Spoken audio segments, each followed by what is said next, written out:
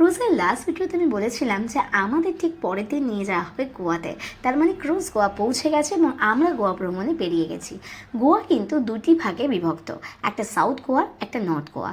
আমরা মুভিতে যে ধরনের গোয়া দেখি সেটা কিন্তু আমরা যাইনি। আমরা আরেকটা গোয়ার সাইড গেছিলাম, যে সাইডটা একটু নিরিবিলি এবং যেখানে বেশ সুন্দর সুন্দর কয়েকটা জায়গা আছে ঘোরার জন্য, সেখানে আমরা গেছিলাম। শপিং করেছি কিছু টুকটাক জিনিস, আর তার সাথে গোয়ার একটা সুন্দর অনুভূতি নিয়েছি। সেখানে আমরা বেশ কিছুক্ষণ সময় কাটিয়েছি এবং আরও একটা জায়গায় গোয়াতে গেছিলাম, সেখানে বলে নাকি সূর্য অস্তটা দারুণ লাগে দেখতে। সেই জায়গাটার নাম জাপানি ফরেস্ট। তো জাপানি ফরেস্টও ভ্রমণ করলাম এবং আমরা ঠিক সূর্য অস্তের সময়ই গেছিলাম, তাই খুব ভালো লাগছিল। তারপর আবার ক্রুজে ফিরে এসেছি।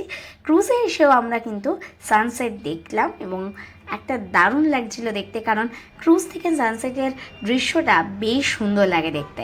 একে দেখতে দেখতে মন খারাপ হচ্ছিল, এবার ফেরার পালা।